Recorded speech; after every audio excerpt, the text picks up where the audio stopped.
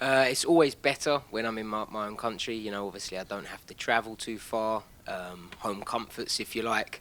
Obviously I am a few hours from home, so I am staying here in the hotel. But yeah, good. 145 is obviously a lot easier for me to make weight-wise. So, I'm healthy, I'm happy, and I just need to go in there Saturday night and do the job. Does it feel more like fight night, even though you are fighting in the UK, like you do have to go to the fighter hotel and everything? Because we've talked to some fighters that even though they fight in their hometown, they still like to keep the routine of, fighter hotel and everything like that rather than sleeping in their own home. I always prefer being in my own home. I'm just a home comfort guy. I like my family around me. Obviously, my dad's my coach, so I'm lucky to have him here with me at the hotel. But yeah, the UFC make everything easy for us. So we've got the Institute now, we've got all of this stuff here. So if you like, we're spoilt.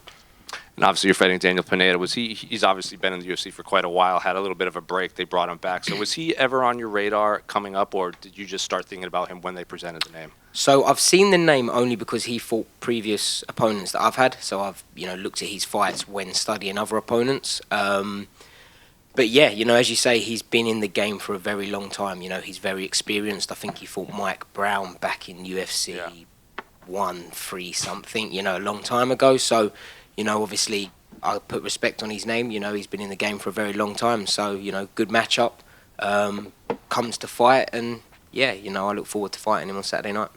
I don't think he's ever fought to a decision win. All of his victories have been by stoppage, most of them coming by submission. So what kind of fight are you expecting from him? Because even though like the losses he's had to like Andre Fili, I know that was a no contest, but he wasn't getting put away. He just kind of kept coming forward. So obviously he's tough as old boots. He's a veteran. He's obviously a fighter. So I know that I'm going to need to put him out to finish him. He's very tough. So, I expect him to be very durable.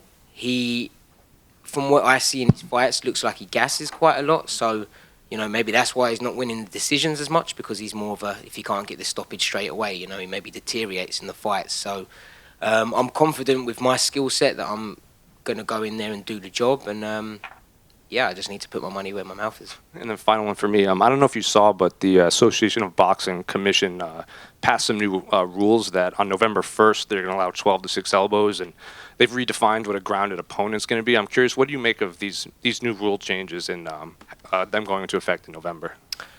It's fine with me. Yeah, for the end of the day, we're fighting. I think grounded opponents a long time ago should have been both knees on the floor or your back on the floor. This all touching the floor and then coming off, I think it's too deceiving. It's just confusing your opponent, and it's not a downed opponent. If we was wrestling, I would need to take you down and put your back on the mat for it to count as a takedown.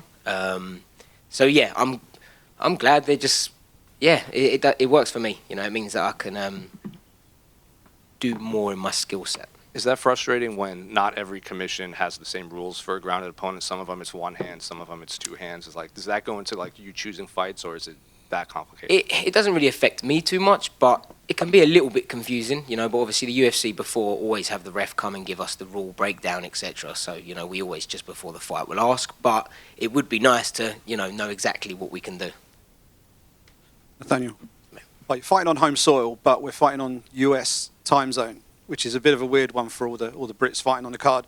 Just wondered, what changes have you made in terms of making sure you're going to be peaking on fight night? And obviously, having Brad fought at 204 in the middle of the night last time, I wondered what experiences he's been able to share with you from that to help prep you for this. So me personally, I go to sleep quite late anyway. I'm usually going to bed at midnight, 12:30, that sort of thing on a normal day. So all I've done is just increased my time a little bit. I don't think I'm going to need to change my regime, if you like, to have a fight at 2:30. If someone knocked on my door saying that someone's robbing my car or something at night, I'm not going to have an issue getting awake. So the adrenaline rush, etc., that will all kick in for me. For someone like Tom Aspinall, it might be a lot worse because he's at 5 a.m. But yeah, for me, I just need to stay up a couple of more hours, and I've done a few late night sessions just to test it out and see how I feel, and I have no issues once the music's on and my coach has got the pads on. I'm good to go. And you mentioned earlier about feeling much happier at 145 pounds. Just give us a sense of how much better it is to be able to just get in there with that extra 10 pounds on the frame and not have to make that really tough weight cut down to 35. It just means I can have a life. The the cuts to 135, let's say that for the camp, 6 weeks of it, I'm miserable. If I fight 3 times a year, 6, 12, 18 weeks of the year, I'm not enjoying what I'm doing. You know, I'm not enjoying it at all. And that's the whole reason why I do this sport. Because, one, obviously it pays me very well, but it didn't for the first 10 years. So the enjoyment is what I do it for. When you start to take that away, why am I doing it? You know, I may as well go and get a job. So I thought instead of doing that, I'll go up a weight. You know, I don't have any issues in the gym with guys that are heavier than me. If anything, I probably struggle with the smaller guys. And yeah, you know, I think the proof's in the pudding. I've had in total 5 fights at 145. I've only lost 1, which had nothing to do with weight, and I've got that speed advantage. And last one from me. Obviously, it's a big night for UK MMA.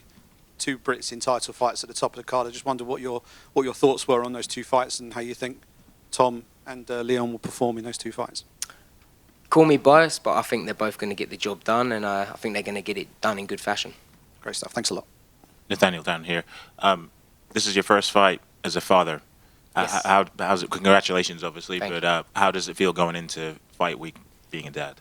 It feels good. You know, it feels more pressure because I don't feel like I'm fighting for me anymore. I feel like I'm fighting for my daughter. But what motivation to have behind me. You know, if I wasn't motivated enough as it is now, I'm definitely motivated. So, you know, my whole camp, I've had a new fire inside me. And, yeah, I'm looking forward to going in there on Saturday night and getting to showcase it. And a lot of people say that it changes their outlook on fighting in general in terms of the duration of how long they want to compete. Has that been the case for you, or you not thought about that? Yeah, so I've always said that I don't want to retire at a late age. You know, I would like to retire at a young age when I've got my health, because I don't want my daughter to see me punch drunk, if you like. I don't want my daughter to see me be a gatekeeper for young up-and-coming fighters. You know, when you've seen fighters in the past that are, you know, struggling to hang the gloves up and it just ruins the end of their career, I don't want that to be me. So, you know, obviously I need to fight to get paid. And that's why I've got businesses outside of fighting now, because I'm hoping that one day they'll be able to cover my finances, and then all I have to do is fight when I want to for the passion, you know, not for the paycheck. But yeah, you know, I always take my health very seriously, and now, you know, being a dad, it's even more important. You know, I've even got life insurance now, so yeah, the perks of being a dad, right? And final one for me, what did you make of Daniel's performance against Alex Caceres last? So, you know, I watched the fight. It is a good fight. You know, obviously Alex Caceres won, but Alex is very tricky. Again, like I said earlier, I just see that Pineda fatigues a bit over time, and he does show that in the fights. You know, sometimes fighters can be fatiguing, but they've got the good poker face, And, yeah, you know, when he starts to fatigue, you can see it. Nathaniel, you are one of the biggest favourites on the card. I think you're 1-3 on. He's 4-1 to get the win. I'm just wondering, is that how you see the fight? Do you feel like this is one you really should be getting the job done? If I'm honest, I completely ignore that, because I actually like being the underdog. You know, I prefer that. When I fought Mohamed Naimov, everyone was looking past him, and I didn't like that on fight week. You know, it felt weird when people said, oh, you know, this is an easy fight for you. It's the UFC. There's no such thing as an easy fight. It's 4-ounce gloves, you know, so anyone can be dangerous on the night. So, yeah, you know, I'm going into this fight looking like I'm fighting Ilya Chopora for the belt, you know. But, yeah, I'm always confident in my skill set that regardless who I go up against, you know, I'm going to get the win.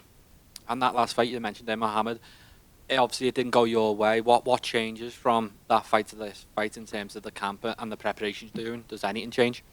No, not so much anything changed. When I watched the fight back, I realised how dirty he was being. You know, in the fight, I didn't really realise it. So after, you know, I shook his hand. But, nah, you know, when I watched the fight back, it pissed me off.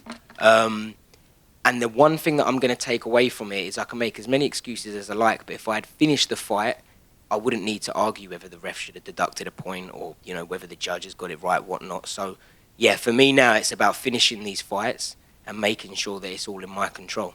Thanks, mate. Good luck. Thank you. Nathaniel, back here. Your daughter's gone through quite the fight for her life. How much has that inspired you going into this fight? She's made it easy for me, mate. You know, whenever I feel like, oh, I don't want to go training or I don't want to diet down my weight, etc., I just look at her and what she's gone through, and it just toughens me up. So, yeah, you know, she's made me tougher. And when I see her just smiling and cracking on with life, it makes me realise how spoiled and whingy that we can be as human beings. And yeah, you know, she's given me a positive outlook now and made me a better person. And you've been very open about your OCD and your mental health. How important do you think it is for athletes to be open about their mental health and, you know, not see the hate that they might get for being open about stuff like that?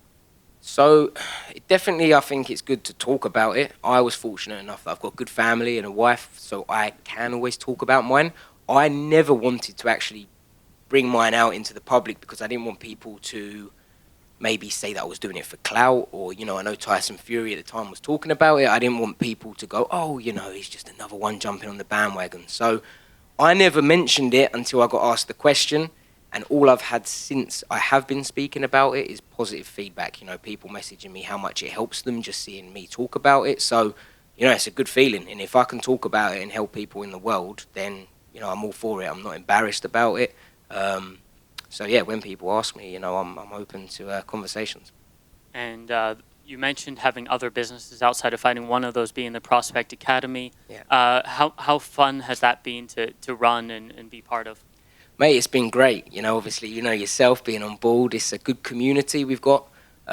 Me personally, I can't sit still. So, you know, when I finish my training session in the morning, for my mental health, I need to keep busy. I need to keep occupied. And starting these businesses has done that. You know, at the very beginning when I started them, it was purely to have a project, to have something to focus my mind on and, you know, stay out of the dark cloud days, if you like. And, you know, it's definitely been a help. So, yeah, for all those that are on board, I'm grateful to have you on there. And my final question, Daniel Pineda has popped for performance-enhancing drugs in the past. Does that cross your mind at all when you're training for him?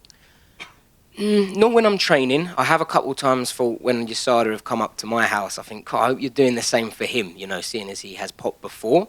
Yeah, I would like to think that he's not doing that anymore with, you know, how strict the sport is now on that sort of stuff. But yeah, you know, I can't accuse anyone until obviously results have come in. But I imagine that USADA have tested him.